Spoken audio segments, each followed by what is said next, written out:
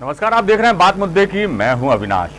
देश की अर्थव्यवस्था को पटरी पर लाने और लोगों की जिंदगी में थोड़ा सा जो है राहत लाने के लिए 20 लाख करोड़ के पैकेज का ऐलान प्रधानमंत्री नरेंद्र मोदी ने किया है और देश को आत्मनिर्भर बनाने की बात कही जा रही है।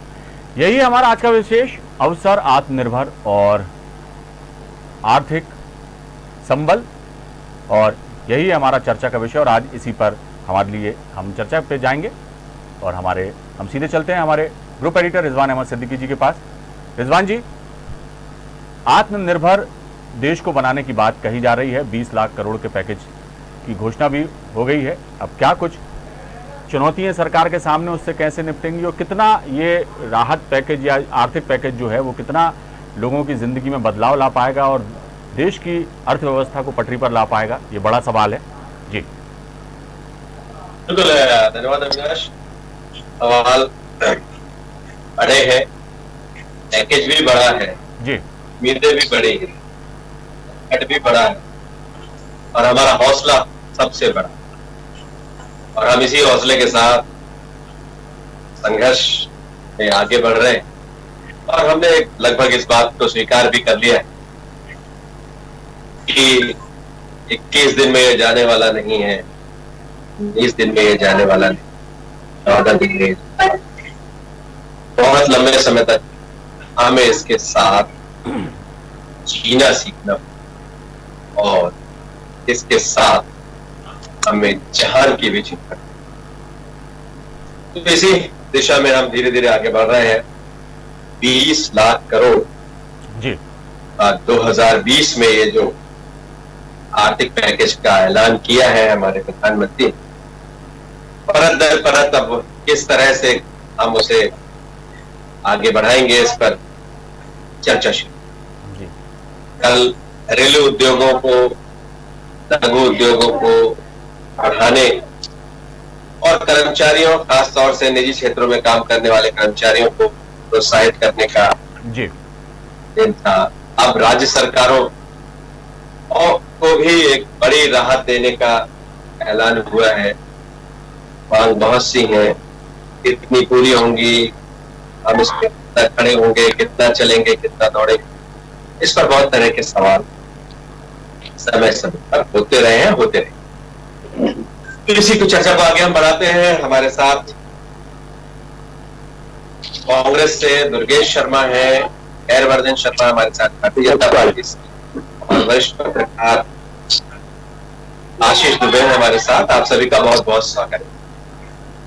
दुर्गेश शर्मा जी, 20 लाख का एक बड़ी राहत प्रधानमंत्री ने आकर देश के लोगों को प्रोत्साहित करने की कोशिश की, और उसके साथ साथ वित्त मंत्री रोज किश्तों में किस तरह से क्या क्या उनकी योजना है उसका ऐलान, कितने दिनों में पूरा होगा, कैसे पूरा होगा, कहां से बजट आएगा, कैसे आएगा, ऐसे बहुत ढेर सारे सवाल हैं। इस पर चर्चा होती रही, लेकिन देश को एक विश्वास दिलाने की कोशिश की जा रही।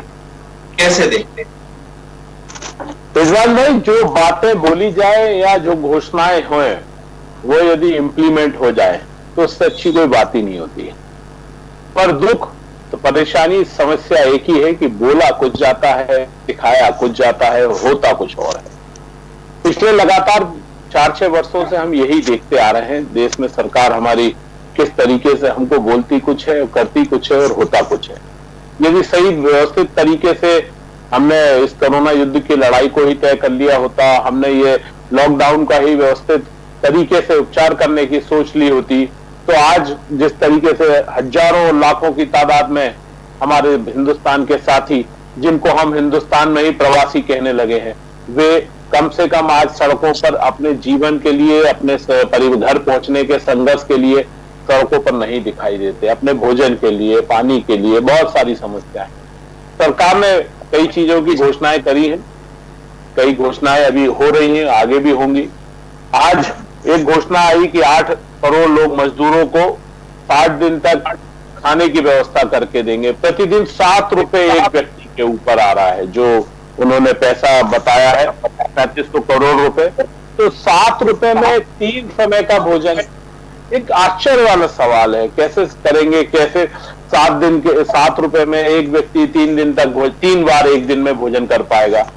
ये सरकार की बनाई हुई स्कीम है। सरकार आज की डेट में हर तरफ आपको ऋण देने को तैयार है, जबकि आज आवश्यकता ऋण की नहीं है, आज आवश्यकता सहयोग की है, आशीर्वाद की है। आज जनता को आर्थिक रूप से समृद्ध करने के लिए हम कांग्रेस ने जो नया योजना लाए थे उस तरह की कोई योजना की है। आज चारों ओर बेरोजगारी बढ़ती जा रही है। जो बेरोजगारी है उसका तोड़ सरकार के पास नहीं है। आपके पास कह रहे हो कि आप लोन ले लो और नई इंडस्ट्री डाल लीजिए। भैया पहले ही रोजगार पूरे बंद हैं, सब तरफ से इंडस्ट्री बंद हो रही हैं, लोगों के पास में काम जो व्यवसाय जो है वो कमजोर खत्म हो रहे हैं। फिर ऐसे में और कर्जदार बन जाए और लोन ले लें, तो फौरी तौर पे यदि सरकार को कुछ करना था तो आर्थिक रूप से सबको थोड़ा थोड़ा पैसा मंथली मिलता, जैसा कांग्रेस की न्याय योजना में थी कि हम कुछ 1000 रुपए महीना आपको गरीब जो बेरोजगार थे उनको दे रहे थे। इस तरह की यदि कोई योजना होती, परिवार के हिसाब से यदि कोई योजना होती। आज देश में 135 करोड़ हमारे नागरिक हैं, 135 करोड़ 135 उसके हिसाब से लगभग 40 करोड़ यदि एक आदमी के घर में 2 तो 4 लोगों का हिसाब भी निकाले, किसी के 6 होंगे तो 40-50 करोड़ परिवार होंगे। 20 करोड़ लाख करोड़ की घोषणा यदि उन परिवारों में कुछ हिस्सा ही बांट देते तो हर व्यक्ति को मंथली बहुत अच्छी एक राशि मिल सकती थी। परिवार जो इनकी घोषणाएं थी 15 लाख हर खाते में, वो घोषणा कहीं इंप्लीमेंट हो पाती। तो ये सब बातें हैं, इन बातों का ध्यान देना पड़ेगा। जब तक आर्थिक रूप से देशवासियों को समृद्ध नहीं करेंगे, आर्थिक रूप से सहयोग नहीं देंगे, तो कर्ज से कुछ होना नहीं है। व्यवसाय नया चालू करना, व्यवसाय नया स्वरूप में लाना बड़ा मुश्किल काम है। वो आने वाला समय बताएगा कि कैसे ये भारतीय जनता पार्टी की बैठी हुई माननीय मोदी जी की सरकार रोज जो शुगुफ्ते दे रही है। मैंने कल परसों अपनी स्पीच में ये भी बोला कि हिंदुस्तान में पीपीपी किट बनती ही नहीं थी, मास्क कुछ संख्या में बनते थे, जबकि स्थिति यह है कि हम कई ऐसे देश हैं जिनको हम मेडिकल उपकरण भी देते थे और इस तरह के मेडिकल से जुड़े हुए सामान भी बेचते थे। कोरोना के प्रारंभ होने से पहले भी कम से कम 4 से 5 देशों को हिंदुस्तान की तरफ से मेडिकल इक्विपमेंट्स और मेडिकल सुविधाएं दी गई है, बेची गई है, हमने बेची। तो फिर ऐसी बातें बोल के प्रधानमंत्री महोदय क्यों अपना विश्वास लोगों के मन से खत्म करना चाह रहे हैं? क्यों अपना जो लोगों को भरोसा भूल चूक से कभी हो जाता है कि नहीं साहब प्रधानमंत्री तो देश के हैं ही हैं, वो कुछ ना कुछ करेंगे, पर वो आके ऐसी बात बोलते हैं जिससे भरोसा टूटता है।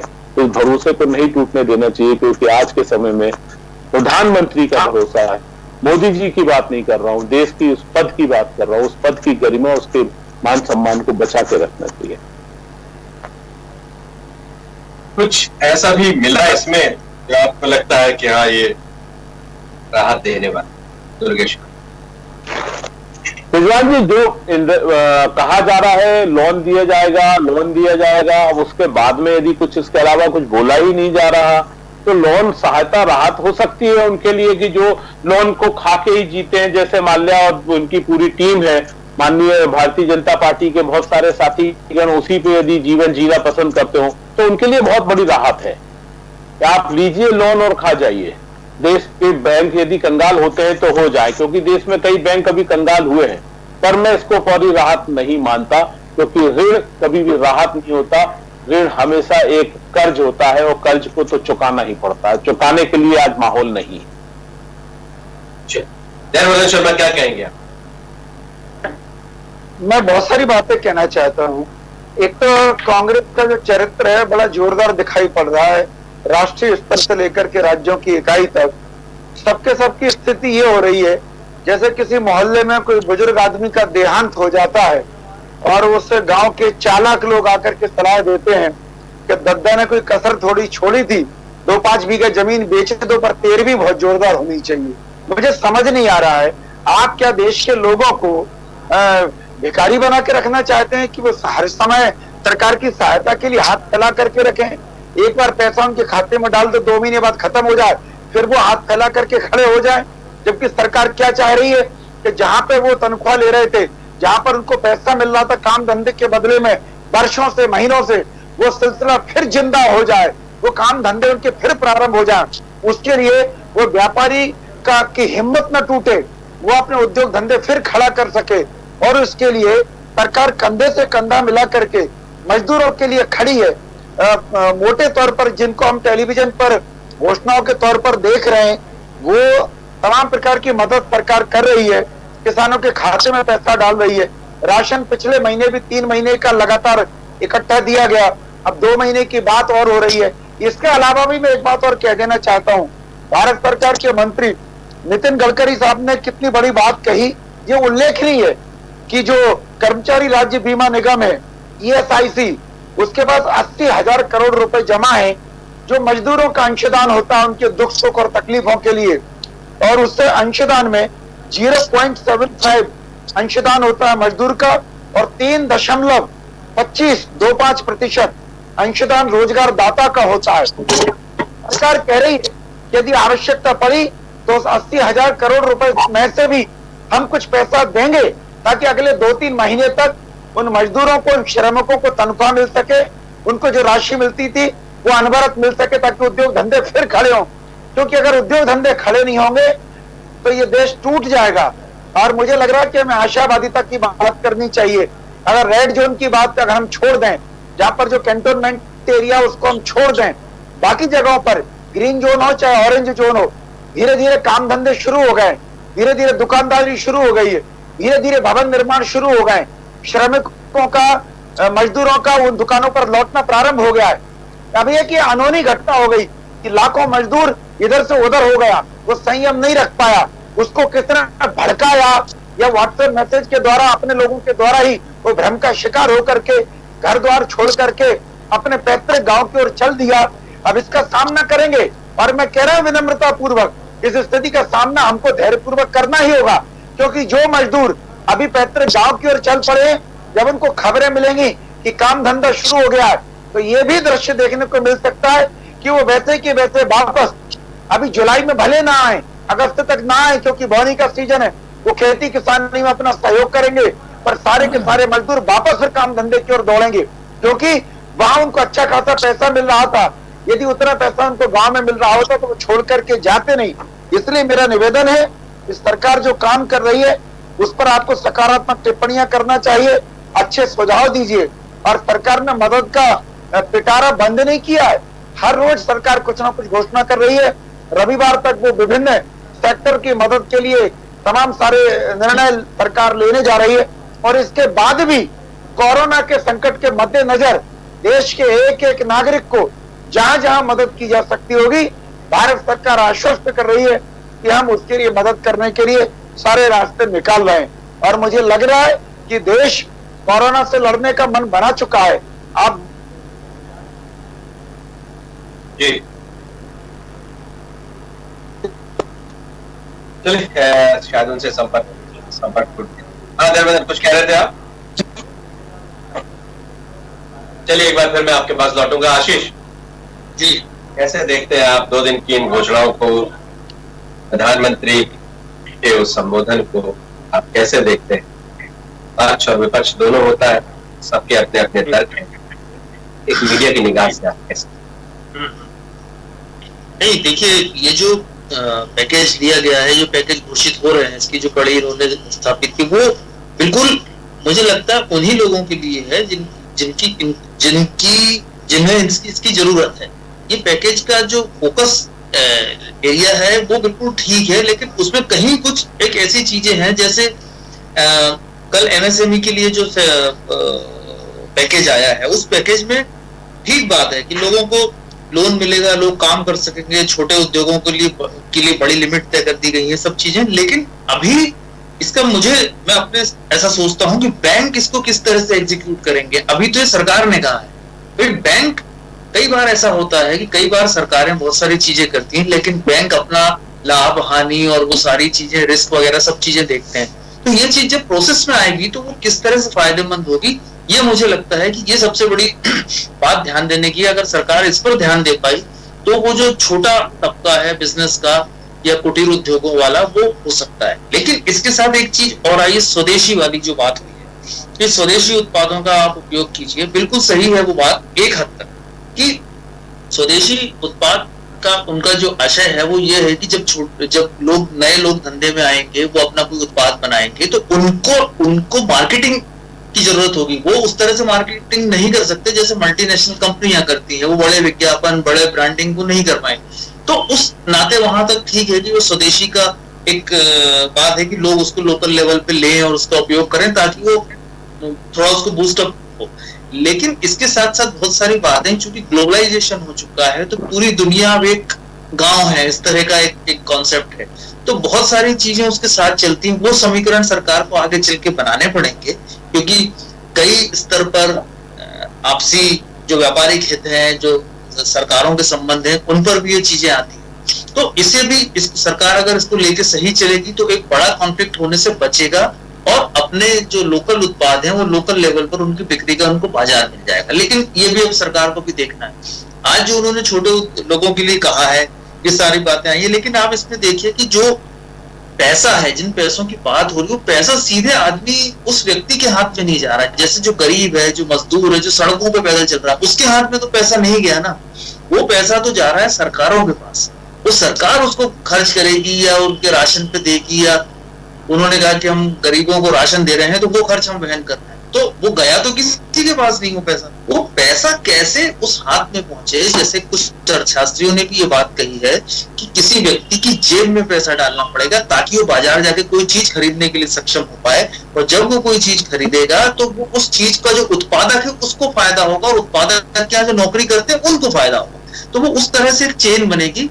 ऐसा कहा जा सकता है कांग्रेस ने जो न्याय योजना लाई थी कांग्रेस लोकसभा चुनाव के समय, लगभग ये उसी तरह का कॉन्सेप्ट। लेकिन अब वो कांग्रेस का है या अर्थशास्त्रियों ने अभी जो कहा है, उन सब के बीच में यदि कोई रास्ता निकलता है तो उसको देखना चाहिए कि फिलहाल एक मजदूर, एक यानी लाखों मजदूर पैदल चल रहे हैं, उनके पास जेब में खाना खरीदने के लिए पैसा नहीं है, उनके पास पहनने के लिए चप्पल नहीं है, कपड़े नहीं है।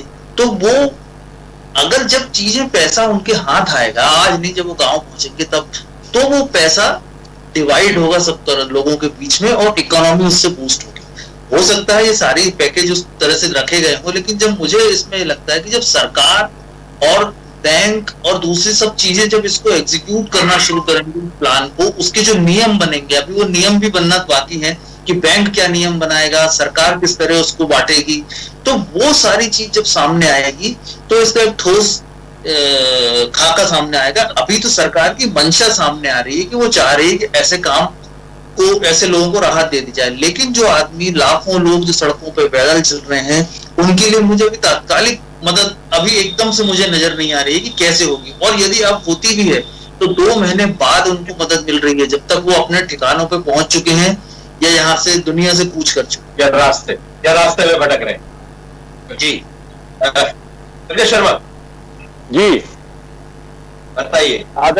आदरणीय रिजवान भाई, जो बातें मैंने दोनों भाइयों की सुनी, आशीष भाई को मेरी बात समझ में आई। जो हमारी प्लान था न्याय योजना, देरवर्धन जी उस बात पर ना जाना चाहते हैं न सोचना चाहते हैं, पर सत्यता यही है कि आज हिंदुस्तानियों को सीधे मदद की जरूरत है।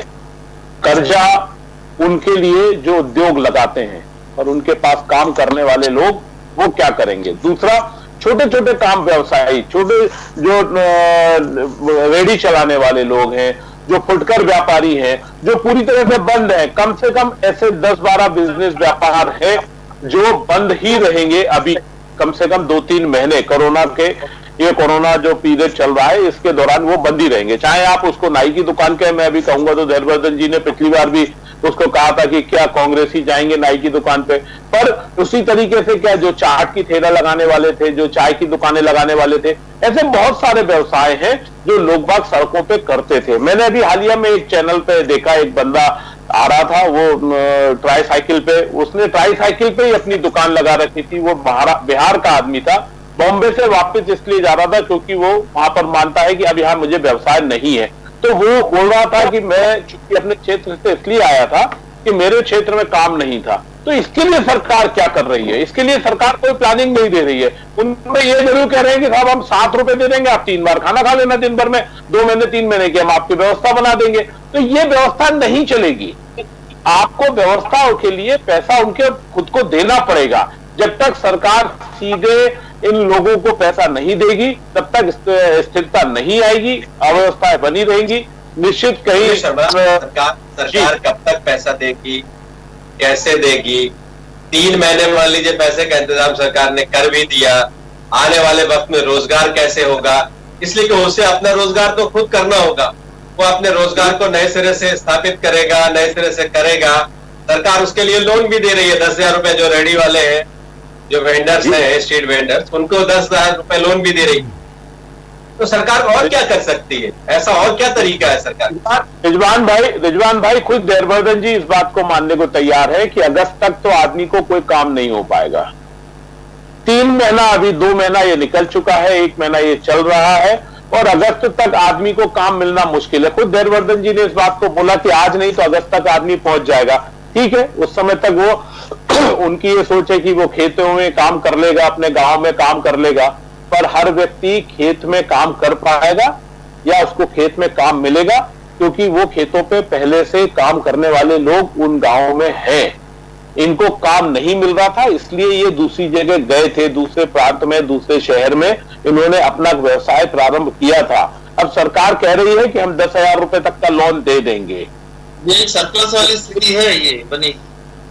यही सबसे बड़ी समस्या है कि उनको किसको, कहां और कौन लोन देगा।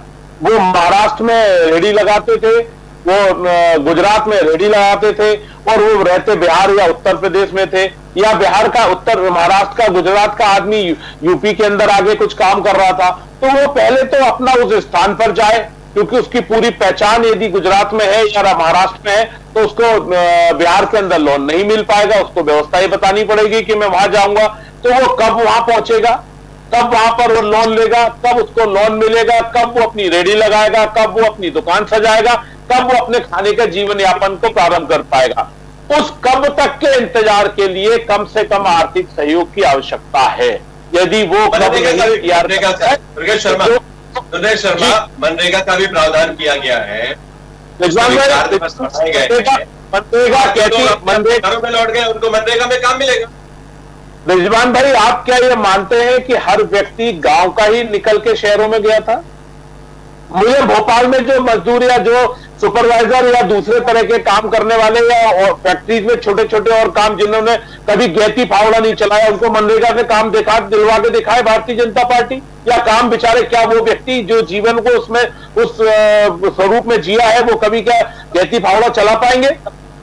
मनरेगा काम है, पर मनरेगा का नाम का दुरुपयोग करके उन लोगों के संग अत्याचार मत करो जिन्होंने इंडस्ट्री, जो अब आप कहेंगे जो हथकरघा का काम करने वाले, जो धागा बनाने वाले या कपड़ा बनाने वाले या टेलरिंग का काम करने वाले फैक्ट्रियों में, क्या वो मनरेगा में उनको टेलरिंग का काम मिल रहा है या धागा कपड़ा बनाने का काम मिल रहा है? ये सब कहने की बात है, भ्रम फैलाने की बात है, समय पास करने की बात है। मेरा यह मानना है यदि यही व्यवस्था इसी तरीके रही तो देश के अंदर अराजकता फैलेगी, जो देश के लिए हितकर नहीं है। इस अराजकता से बचने के लिए, लोगों के घर लूट और डकैतियों से बचने के लिए देश को सुरक्षित रखने के लिए एक व्यवस्थित प्लान बनाना पड़ेगा। दुर्गेश जी, आप कुछ कहना चाहें? मैं 2-3 बातें कह रहा हूं कि मैंने जुलाई अगस्त का उदाहरण इसलिए दिया था, जो बात आपने मेरी पूरी कर दी, कि मजदूर को मनरेगा के तहत तालाबों पर पानी रोकने के लिए, नदियों के गहरीकरण के लिए अभी वहां गांव में पंचायत में काम मिलेगा। उसके बाद बौनी हो जाती है, बौनी हो जाने के बाद हर गांव में ये स्थिति कि आज मजदूर नहीं मिलते लोगों को। क्या बात कर रहे हैं दुर्गेश जी आप? मजदूरों की कमी, आप किसी भी किसान से बात कर लीजिए, वो कहता है मजदूर ही नहीं मिलता। और जो मजदूर पलायन करके गए वो इसलिए नहीं गए कि वह काम नहीं मिला है, एक्चुअली वहां बेहतर काम मिला है, वहां ज्यादा पैसा मिलता होगा, इसलिए वो चले गए। और विपत्ति काल में ये नहीं देखा जाता कि मुझे 500 का काम मिलेगा तभी जाऊंगा। विपत्ति काल में यदि उसको घर के दरवाजे 200-300 का भी काम मिल रहा है तो वो करेगा। और आपने कहा कि वो व्यक्ति कैसे गैती फावड़ा उठा लेगा। दुर्गेश शर्मा जी, जरा आप अपने स्कूल और कॉलेज के समय तक जाइए। मुझे लगता है कि हिंदुस्तान का ज्यादातर नौजवान, दुनिया का ज्यादातर नौजवान अपनी किशोरावस्था से लेकर के अपनी बुढ़ापे तक या अपने वयस्क होने तक वो तमाम प्रकार के काम धंधे परिवर्तित करता है। लगभग हर आदमी, वो लड़का जो बड़ा पत्रकार होता है एक जमाने में केवल ट्यूशन भी पढ़ाता है, उसके बाद वो किसी संस्थान में जाकर के छोटा सा जर्नलिज्म का काम शुरू करता है, बाद में चैनल हेड बन सकता है, वो एडिटर बन जाता है, वो अपने अंडर में तमाम एम्प्लॉय बना लेता है। तो मुझे लग रहा है कि जब विपत्ति काल है तब ये सब शर्तें मान्य नहीं होती, पेट कैसे भरे ये चिंता होती है। और इस समय सरकार के होना चाहिए। ये सवाल तो मैं पूछ चुका था हर्षवर्धन शर्मा, शहर के पलायन जो करके गए थे, शहर में पलायन करके जो लोग गए थे बाहर, वो क्या करेंगे? नहीं, दुर्गेश जी ने एक बात अच्छी कही है कि शहर में तमाम प्रकार का ऐसा श्रमिक है जिसका श्रेणीकरण करके उसको काम उपलब्ध कराया जाना चाहिए, उसकी कोई व्यवस्था करनी चाहिए। ये बहुत अच्छा सुझाव है, मैं सर माथे ले रहा हूं आपके सुझाव को। पर मैं आपसे एक और निवेदन कर रहा हूं कि सरकार एक एक करके जहां जहां सरकार का ध्यानाकर्षण जा रहा है, सरकार चिंता कर रही है। इसलिए कंस्ट्रक्शन के जो काम है उनको 6 महीने के लिए बढ़ा दिया सरकार ने। जिनकी मार्च तक समय सीमा पूरा हो रही थी उनको पनिशमेंट लगने वाला था, उनको कह दिया कि अब 6 महीने तक आप लगातार काम जारी रखिए, अगर आपका काम स्लो हुआ रुका तो उसकी फिक्र करने की आवश्यकता नहीं है। तो ऐसी तमाम सारी चीजें हैं। पर मैं नम्रता पूर्वक कह रहा हूं कि जिस हिंदुस्तान में लगभग 1/3 लोग गरीबी रेखा के नीचे जीवन यापन करते हो, हमारी अर्थव्यवस्था इतनी बड़ी नहीं है कि आपके कहने पे एक मुश्त पैसा इतनी बड़ी रकम पहुंचा दी जाए। पहली प्राथमिकता लोगों को दाल रोटी चावल पहुंचाने की है। इसलिए सरकार ने कहा है कि हम उनको चावल देंगे, गेहूं देंगे, दाल देंगे और चना देंगे। और मैं नम्रता पूर्वक प्रार्थना कर रहा हूं, यदि कांग्रेस को अपनी न्याय योजना पर भरोसा है तो कोरोना तो अभी 2 महीने पहले आया है। हिंदुस्तान की किस किस राज्य सरकार में कांग्रेस ने न्याय योजना शुरू कर दी? आप बांट देते अपने खजाने से पैसा, तो आप फिर ये बात करते न्याय योजना की, तो जरूर हमको लगता कि आप बहुत चिंता कर रहे हैं मजदूर की। आप मजदूर की मजबूरी का फायदा उठा रहे और बहती गंगा में हाथ धोना चाह रहे हैं, आप राजनीतिक रोटियां फेंकना चाह रहे हैं। हर्षवर्धन शर्मा, एक सवाल और आया, ऋण देने की बात। कोई काम कहीं और कर रहा था, किसी और प्रदेश में कर रहा था, वहां का उसके पास बहुत ढेर सारा डिटेल भी नहीं होगा, या वो जहां आ गया है वहां वो किस तरह की रेडी लगाएगा।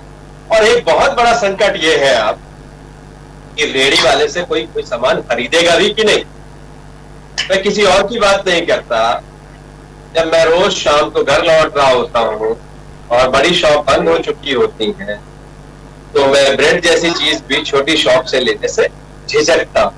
मुझे लगता है पता नहीं वो साफ सफाई का इंतजाम कर पाए नहीं कर पाए, वो किस तरह से सुरक्षित रख रहे हैं उस खाद्य पदार्थ को, भोज पदार्थ को।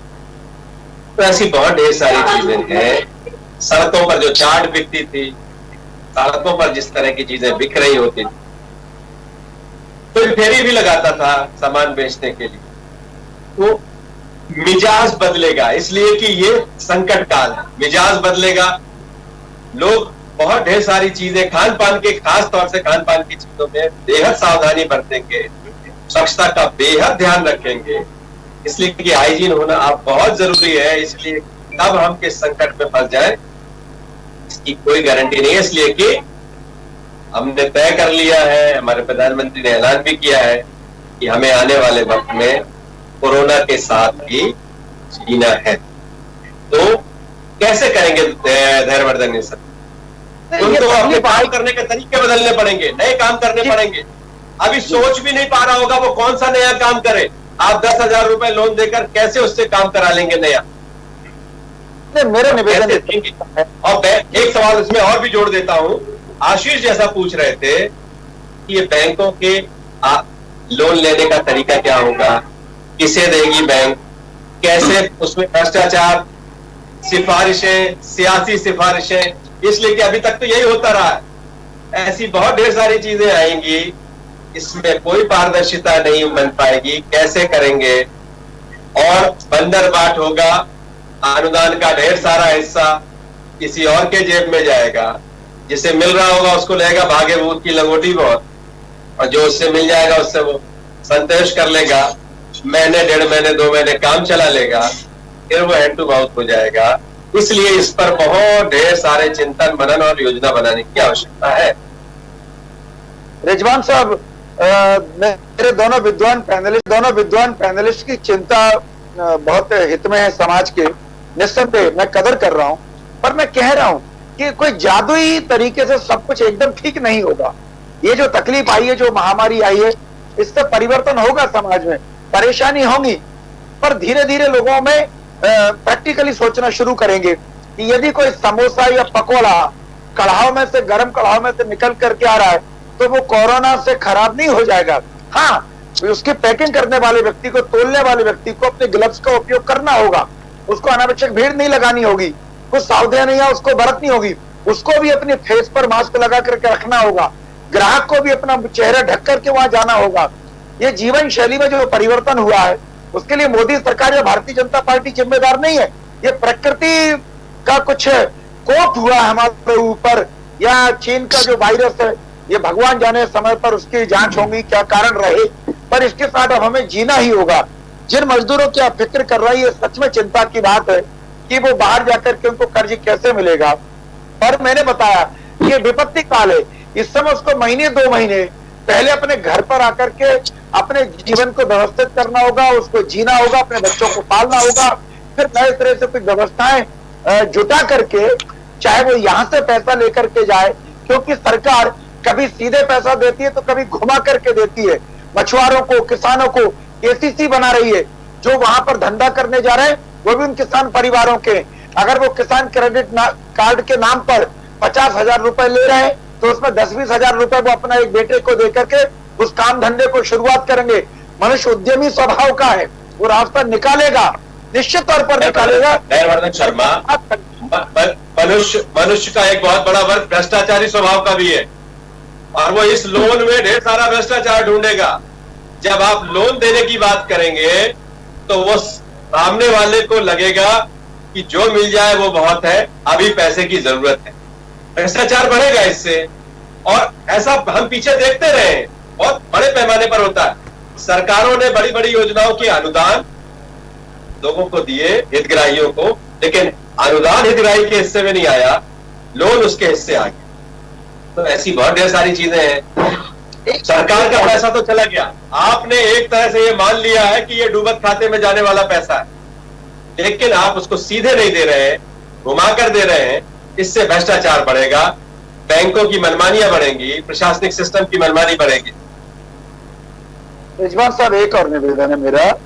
देखिए, जो पैसे की आप बात कर रहे हैं, जब बैंकों में पैसा ओवरफ्लो होगा, सरकार और रिजर्व बैंक पैसा उतना पहुंचा देगा, तो निश्चित तौर पर जिस मद के लिए वो पैसा आया है, उस मद पर लोगों को लोन देने के लिए बैंक संस्थान भी विवश होंगे ही, उनको देना ही पड़ेगा। बाकी जो चिंता आप व्यक्त कर रहे हैं, मैं उसको सिरे से नकार नहीं सकता, क्योंकि थोड़ी बहुत हरकतें तो लोग करते आए हैं, आदत पड़ गई लोगों को।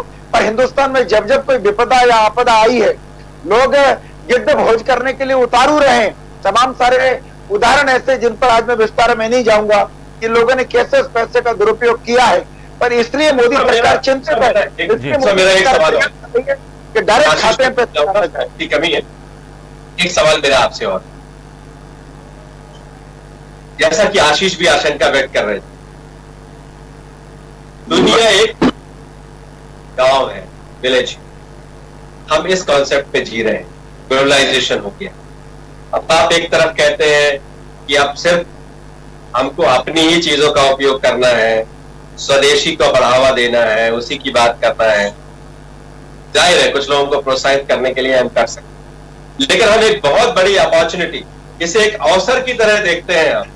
और हम जब प्रधानमंत्री के इस भाषण के पहले इसे इस अवसर की तरह देख रहे थे, पूरी दुनिया देख रही है कि चाइना से बहुत ढेर सारी कंपनियों का मोह भंग हुआ है, वहां से कंपनियां पलायन करेंगी और भारत उनके लिए बहुत उपयुक्त स्थान है। लेकिन जब हम विदेशी कंपनियों के प्रोडक्ट को कैंटीन से हटा देंगे, प्रचलन से हटा देंगे, तो कोई भी कंपनी हमारे यहाँ क्यों आएगी? तो ये जो हमारे दो तरह की सोच है, एक तरफ हम एफडीआई बिल्कुल पूरी 100% एफडीआई लाते हैं, और दूसरी तरफ अब हम कह रहे हैं स्वदेशी पर जाओ। जबरदस्त विरोधाभास है, नीति कोई अभी हमने स्पष्ट बनाई नहीं है, तो इस पर हम दोनों के साथ सामने कैसे बैठाएंगे? देखिए, विदेशी कंपनियों के काम करने में 2 तरीके होते हैं। भारत सरकार दूसरे तरीके पर काम कर रही है। अभी बंदरगाह से यदि वो लद करके माल हमारे देश में डंप हो गया, और सीधे सीधे ग्राहकों तक पहुंचा दिया। अभी तक यही सब हिंदुस्तान में होता था, पर भारत सरकार ने दूसरा रास्ता निकाला है कि आप हिंदुस्तान में आइए, यहाँ फैक्ट्री लगाइए, यहाँ के लोगों को रोजगार दीजिए, यहाँ से कच्चा माल खरीदिए, यहाँ पर सरकार को भी टैक्स दीजिए और यहाँ से भारत सहित दूसरे देशों को बेचिए, जिसे मेक इन इंडिया का नाम दिया है। यदि मेक इन इंडिया के तहत वो आएगा तो हम भी स्वीकारेंगे, सरकार भी स्वीकारेगी, इसमें किसी प्रकार का मतभेद नहीं है।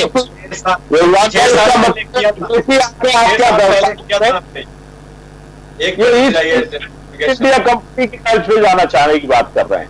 तो आप आइए और मैं हिंदुस्तान को अधिकृत कर लीजिए और अपनी दुकानदारी यहां से चलाइए, हम उसको स्वदेशी का नाम दे देंगे। ये सोच भारतीय जनता पार्टी की दिखाई दे रही है। ये बताती है कि गुलामियत अभी इनकी अंग्रेजों की गई नहीं है। कुछ कहना चाहेंगे धर्मेंद्र शर्मा इसमें? आज 6 साल पहले हम मेक इन इंडिया पे थे। धर्मेंद्र शर्मा, 6 साल पहले हम मेक इन इंडिया पे थे और बहुत तरह की इंडिया सीरीज आई थी हमारी, लेकिन हम उस पर कुछ कर नहीं पाए। वो सक्सेस स्टोरी नहीं है हमारी। ठीक है, हम योजना बनाते हैं, सभी सफल हो जरूरी नहीं है, लेकिन हम उससे बिल्कुल उलट योजना बनाएंगे तो दोनों में विरोधाभास होगा। आपको नहीं लगता? रिजवान साहब, मुझे उत्तर देते समय दोनों लोगों का ध्यान रखना होगा। एक तो दुर्गेश जी आज पता नहीं किस मूड में है कि उन्होंने बहुत ही हल्के अंदाज में मजाक बना दिया उसका, मेक इन इंडिया का। मैं नम्रता पूर्वक कहूंगा कि मेक इन इंडिया में रोजगार यहाँ के लोगों को मिलेगा, कच्चा माल यहाँ से लिया जाएगा, छोटी छोटी यूनिट से छोटे छोटे कंपोनेंट वो कंपनी यहीं से परचेज करेगी और जब वो भारत में बेचेगी, वो भारत सहित दूसरे देशों को एक्सपोर्ट करेगी, तो सरकार को लाभ मिलेगा, हमको पैसा मिलेगा, जो हमारी जनता को रोजगार भी मिलेगा और पैसे का फायदा भी मिलेगा। दुर्गेश जी एक मिनट और, रिजवान साहब ने जो बात कही है, मैं कह रहा हूं अभी तक तो पलक पाँव बिछा करके हम कह देते कि वहां से माल लेकर के आओ, भारत में डंप कर दो। अब सरकार इतनी साहस तो जुटा रही है, इतना हिम्मत तो है सरकार में कि कह रही है कि नहीं, यही फैक्ट्री लगाओ, यही प्रोडक्शन करो, यही लोगों को रोजगार पहले से सुन रहे हैं, 6 साल से सुन रहे हैं। चलिए, मैं काम हुआ है, परिणाम भी बहुत जल्द आएंगे। धर्मेंद्र शर्मा बंदी कभी आशीष कैसे साम बैठेगा इन सारी चीजों में? एक तरफ 100% FDI, मेक इन इंडिया, और दूसरी तरफ आत्मनिर्भरता। ये दोनों चीजें, एक हिंदी शुद्ध हिंदी में समझाने की बात और दूसरा अंग्रेजी की बहुत ढेर सारी सीरीज थी। कैसे सामने बैठेगा इन चीजों में? क्या सोच है इसके पीछे की? आप कैसे देखते हैं? और क्या दुनिया में जब चीन से पलायन कर रही होंगी कंपनियां, तो क्या भारत उसके लिए ऐसी परिस्थितियों में बेस्ट डेस्टिनेशन होगा? ऐसे बहुत ढेर सारे सवाल भी धीरे धीरे उठने लगे हैं। लोन से लेकर बहुत तरह की चीजों पर, मनरेगा पर काम करने के चीजों पर आज जो घोषणाएं की है वित्त मंत्री ने, उसके बाद क्या क्या चीजें और हमें दिखी? देखिए, पहला तो जो ये बात आ रही है FDI और ये लोकल और ग्लोबल वाला जो एक मसला है, कॉन्फ्लिक्ट में खड़ा होता देख रहे हैं, वो जो मुझे ऐसा लगता है कि भारत में बहुत सारे ऐसे प्रांत हैं, ऐसे जिले हैं, ऐसे इलाके हैं जहां की अपनी अपनी विशेषताएं हैं। जैसे कहीं मालवा में लाल मिर्ची फेमस है, तो कहीं कुछ। इसकी ब्रांडिंग के प्रयास बहुत पहले से चलते रहे हैं और उनको कारोबार देने की, उनको मार्केट में स्पेस देने की कोशिश की जा रही है। लेकिन साथ साथ ये भी जरूरत हो चुकी है, 90 के दशक से जब आर्थिक सुधार शुरू हुए थे, मनमोहन सिंह के का वो वाला जो दौर था, पिछला नरसिम्हा राव की सरकार, नरसिम्हा राव की, जो आर्थिक सुधार शुरू हुए थे उसमें मूल तत्व विदेशी और ये ग्लोबलाइजेशन और सारी चीजों का भी था। तो अब जो ये विरोधाभास जो सामने खड़ा है हमारे, इसमें निश्चित तौर पे हम तो खड़े यही होंगे कि हमारे लोगों को पहले रोजगार मिले, पहले वो खड़े हों और पहले वो आत्मनिर्भर हो पाए। वो बात वहां तक ठीक है, लेकिन सरकार को इसमें कोई एक तालमेल बैठाना पड़ेगा कि वो क्या कहना चाहती है और वो क्या करना चाहती है। क्योंकि देखिए, मेक इन इंडिया का जो 6-6.5 साल पहले एक नारा आया था, धीरे धीरे वो कम हुआ, क्योंकि ये जरूरतें भी लगी कि FDI जरूरी है। फिर मोदी प्रधानमंत्री वहां गए और उन्होंने कहा कि अमेरिका से इतना निवेश आएगा, फला जगह से, तो क्योंकि विदेशी निवेश की भी जरूरत है और सारी चीजों की जरूरत है। तो ये जब चीज सामने आई है, तो जो धैर्यवर्धन जो कह रहे हैं, उन जो विरोधाभास सरकार की नीतियों में है, वो थोड़ा सा उनकी बातों में भी लग रहा है, क्योंकि उनको ऐसा लग रहा है कि वो दोनों चीजें कह रहे हैं। तो मेरा मतलब ये है कि, और आप भी यही बात हम सब कर रहे हैं कि विदेशी निवेश आएगा क्यों, जब हम यहाँ पे पूरी तरह से स्वदेशी की बात करें। स्वदेशी भी बेशक बहुत जरूरी है, लेकिन अन्य जो कुछ जरूरतें हैं उसके हिसाब से संतुलन जरूरी है, या फिर हमें वो वैकल्पिक मॉडल सरकार को तैयार करना पड़ेगा कि हमें एफडीआई की कोई जरूरत नहीं है, क्लियर कट जरूरत नहीं है, हम अपनी तरह से खुद ये मैकेनिज्म, ये मॉडल हम पेश कर रहे हैं, वो सबसे बेहतर चीज हो सकती है। अब दूसरी बात यह है कि अब जिस तरह से ये चीजें अब सामने आई हैं और ये जो पैकेज सामने आए हैं, इसमें मेरा एक मतलब है कि मेरा एक जो मेरी समझ है उसमें ये है कि जब भी कोई इस तरह की सरकार पैकेज घोषित करती है तो सबसे पहले बाजार का रिएक्शन सामने आता है। आज निफ्टी और शेयर बाजार बहुत नीचे थे, सेंसेक्स नीचे था, तो वो बाजार का रिएक्शन समझने के लिए काफी है। तो मुझे लगता है कि सरकार अपनी मंशा के साथ जैसे सामने आ रही है, उसको बाजार को भी समझाना पड़ेगा। आज सेंसेक्स भी 500 अंक नीचे था, निफ्टी भी करीब 250 अंक नीचे चला है, तो ये रिएक्शन भी साफ सामने दिखता है। तो ये सब चीजें सरकार को लेना पड़ेंगी। मैं फिर कहता हूँ, सरकार जो कर रही है वही इस समय की जरूरत है, और कोई भी सरकार होती तो उसे करना ही होता। तो अगर जो किया जा रहा है उसमें बेहतर और ब्लूप्रिंट के साथ सरकार सामने आए और ये एश्योर करे कि लोगों के हाथ में किसी भी हाल में पैसा पहुंचे, ताकि वो अभी के आने वाला जो 2-3 महीने का, 4 महीने का जो बड़ा खराब सा एक आर्थिक परिदृश्य का जो वक्त है उसको किसी तरह गुजार सके। बिल्कुल बिल्कुल, सबसे महत्वपूर्ण बात यही है, तालमेल कैसे बैठाएंगे।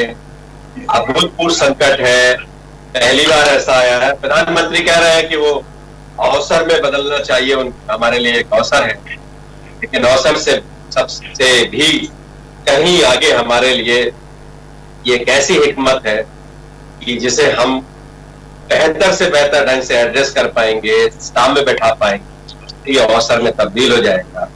हर तरफ आपाधापी है, लोगों के मन में आशंका है, कारोबार खत्म होने, डूब जाने का डर भी नहीं।